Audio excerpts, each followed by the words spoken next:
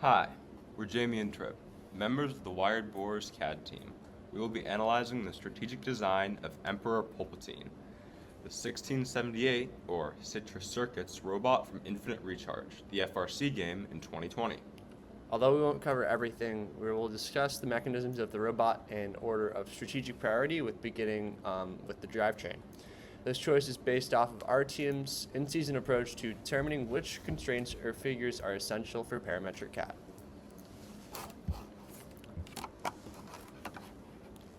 Okay.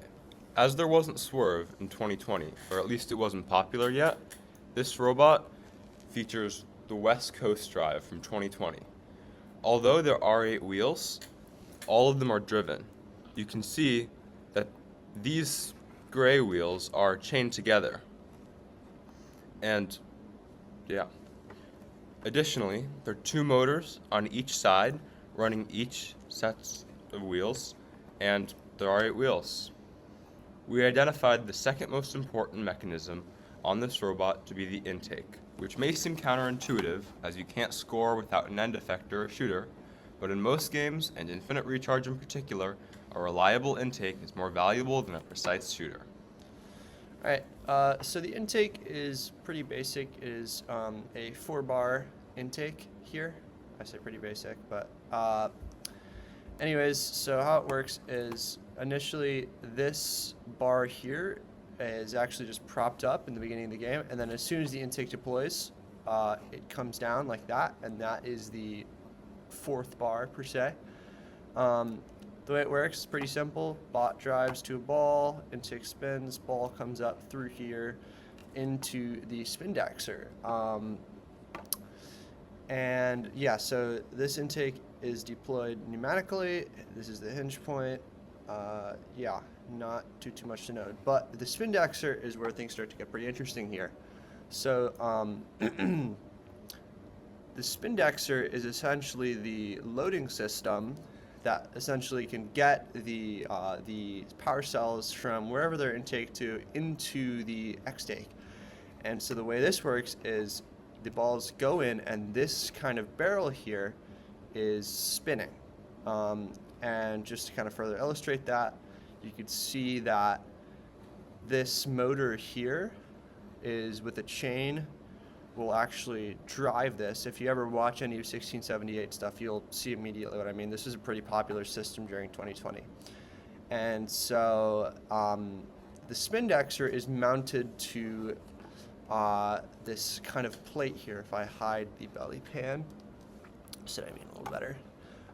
It's mounted to this plate, and so this is a plate that is mounted to these tubes here with the supports, and so this stays static, and this is what the spindexer, as well as the turret style X-take, they kind of needed a turret because they weren't on Swerve, are mounted to. So you can see they have this system here with 3 roller wheels. 2 are just for kind of 2 are just for stability, and then 1 is actually for like just rolling on the thing. You can see that pretty well here. And so they use that both on the turret, but as well on the spindexer. You can see those here.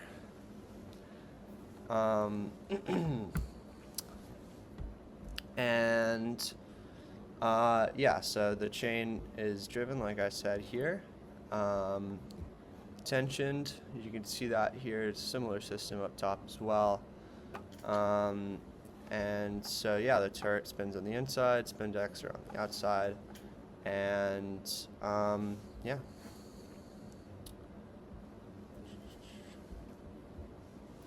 Of course, the end effector, or shooter, or as we call it, X-take, is next, as it serves the primary scoring mechanism of this robot in this game. Additionally, it enables the Wheel of Fortune and therefore the 2 other ranking points. For X-take, so just to kind of get into it pretty simply, there's 4 motors here. The bottom left controls this pinion here. No, not pinion. This spur gear, which controls hood movement. And so that basically goes to there and allows this hood to go up and down. Um, the upper left is the shooter rollers. There's actually the upper left and upper right both drive these shooter rollers here. You could see that with this chain here, or this pulley here, and that goes to there, obviously, and then on the other side, it'll go from here to here up to the top pulley, or the top roller. It's interesting to note here that they have a flywheel. This is very important for shooter games because you kind of need consistent wheel speed, and this will stop any kind of power spikes or RPM spikes.